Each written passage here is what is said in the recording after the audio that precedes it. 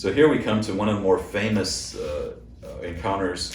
That one was famous that we covered in the last session with Elijah raising the young boy from the dead. But chapter 18 is probably one of the most well known, and we can call it the showdown at Mount Carmel, and it's where Elijah confronts the Baal's prophets and Asherah's prophets, and it starts in verse 1 of chapter 18. It says, "Now it came about after many days that the word of the Lord came to Elijah in the third year, saying, Go show yourself to Ahab, and I will send rain on the face of the earth." So here, the word of the Lord comes to Elijah finally in the third year, 3.5 years of drought. And finally the word comes and Ahab says, "Go show yourself to Ahab."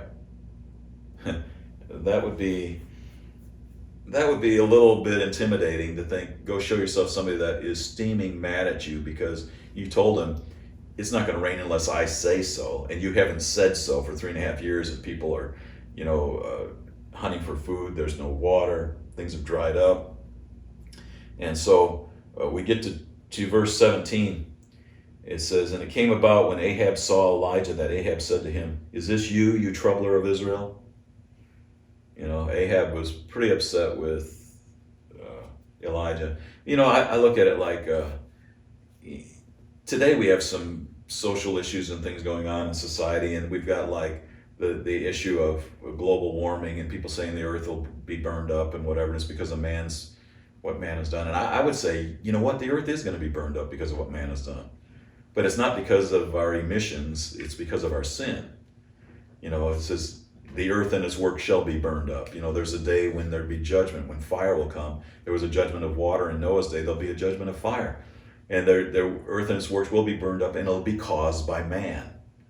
But not by man's necessarily some of these actions. They may be involved, but what's really going to happen is that it's a judgment because of our actions. And here we see Ahab says to Elijah, "You troubler of Israel." Well, it wasn't Elijah. Elijah said, "I have not troubled Israel, but you and your father's house have, because you have forsaken the commandments of the Lord and you have followed the Baals." He says, "I've not troubled Israel. You're the troubler of Israel because of your false worship." And so there's a real confrontation going on here. Verse 19, "Now then send and gather to me," Elijah still speaking, "gather to me all Israel at Mount Carmel, together with 450 prophets of Baal and 400 prophets of the Asherah, who eat at Jezebel's table."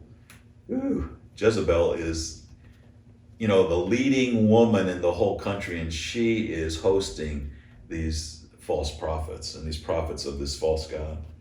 "So Ahab," verse 20, "sent a message among all the sons of Israel and brought the prophets together at Mount Carmel." Verse 21, "And Elijah came near to all the people and said, 'How long will you hesitate between two opinions? If the Lord is God, follow him, but if Baal, follow him.' But the people did not answer him a word." The people are scared to death. They got the king sitting there on one side, Elijah on the other, and it hasn't rained. They're in drought. Ahab says, "Elijah's the troubler of Israel." Elijah says, "Ahab, no, you're the troubler of Israel." And so Elijah gets up, says to the people, "How long are you going to hesitate? If Jehovah is God, follow him. If not, if Baal, follow him."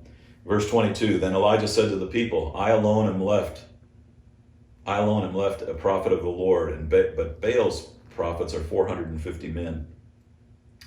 Now let them give us 2 oxen, and let them choose the one ox for themselves and cut it up, place it on the wood, and put no fire under it, and I will prepare the other ox and lay it on the wood, and I will put fire under it. I will not put fire under it.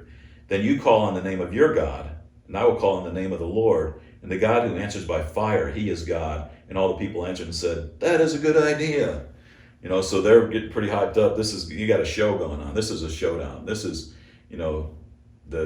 the standoff, what the old Western draw, who's going to shoot first and win here. So we've got, Elijah just says, "Here's what we'll do. Take an ox, cut it up, put it on your thing, call down for fire." And says, "I'll do the same." And so prophets of Baal get first chance. Verse 27, "It came about at noon, they'd been crying out, they leaped, cut themselves, did all kinds of stuff, crying out. Verse 27, "It came about at noon that Elijah mocked them and said, 'Call out with a loud voice, for he is a god, Either he is occupied or gone aside or is on a journey, or perhaps he is asleep and needs to be wakened.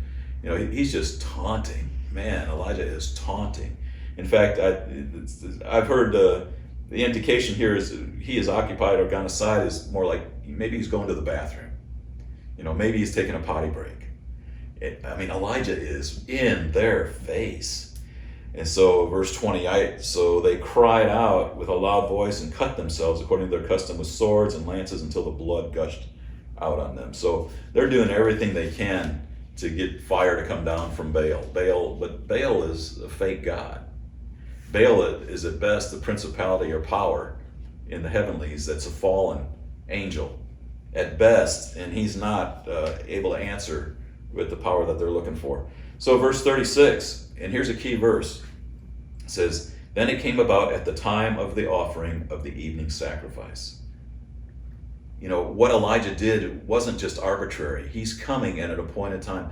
God has times in history and in special times when he is going to act. And it's not in our timing, but here it was at the time of the evening sacrifice. They were trying to do a sacrifice at some other time. Well, they were doing it to a foreign god. It wasn't God's timetable anyway. But at the time of the evening sacrifice, Elijah the prophet came near and said, O Lord, the God of Abraham, Isaac, and Israel, today let it be known that thou art God in Israel, and that I am the servant, and that I have done all these things at your word. Well, to set the stage here, he's coming at the time of the evening sacrifice, but he's taken his sacrifice and he told them 3 times to take water and pour it all over the stuff. Well, for one thing, they're in the middle of a drought. And he's saying, take this water and pour it all over. That's quite the sacrifice, taking that which is so precious at the time and pouring it over this sacrifice. And then he prays this prayer, and he comes out and says in verse 37, answer me, O Lord, answer me, that this people may know that thou, O Lord, art God, and that thou hast turned their heart back again. Then the fire of the Lord fell, and consumed the burnt offering, and the wood, and the stones, and the dust, and licked up the water that was in the trench. And when all the people saw it, they fell on their faces, and they said, the Lord, he is God, the Lord, he is God. They finally answer the question from back in 21. Why do you hesitate between two opinions? And finally they make a decision. They say, you know what? Yahweh, he's God. Jehovah, however you want to use to fill in those vowels there. He's God. And they see it because fire fell and it consumed the offering, and it also consumed all the water that was there. They would have liked to have the water at that time. Verse 41, now Elijah said to Ahab, go up, eat and drink, for there is a sound of the roar of a heavy shower. So Elijah's spiritually saying, what we've got now, we just had this fire. It says, I hear rain on the way. The sound of water is coming. So Ahab, verse 42, went up to eat and drink, but Elijah went up to the top of Carmel, and he crouched down on the earth. The picture of here, it says, and he put his face between his knees. It's kind of like he's almost in a birthing position here as he's bringing something in great intercession to pass. He's heard the word that the rain is coming, and now he's calling out. So it says, verse 43, he said to his servant, go up now, look toward the sea. So he went up and looked and said, there is nothing. And he said, go back. 7 times he went back. And it came about the 7th time, he said, behold, a cloud as small as a man's hand is coming up from the sea. He said, go up, say to Ahab, prepare your chariot and go down, so that the heavy shower does not stop you. So it came about in a little while that the sky grew black with clouds and wind, and there was a heavy shower, and Ahab rode and went to Jezreel. The hand of the Lord was on Elijah, and he girded up his loins and outran Ahab to Jezreel. So Elijah tells Ahab, get your chariot ready so you're not stopped by this heavy rainstorm. Well, it hasn't rained for 3.5 years. And all there is so far is a cloud the size of a man's hand. And when Elijah sees that, that's it. And before you know it, so Ahab heads back, but the Spirit of the Lord comes on Elijah so much that he outruns Ahab's chariot back to Jezreel. I used to think of this in terms of like the bionic man. You replace the different parts, but you don't need that if you've got the Spirit of the Lord upon you. I remember just a personal story. There was a time when I had someone that prayed for me and had an incredible experience with the Lord.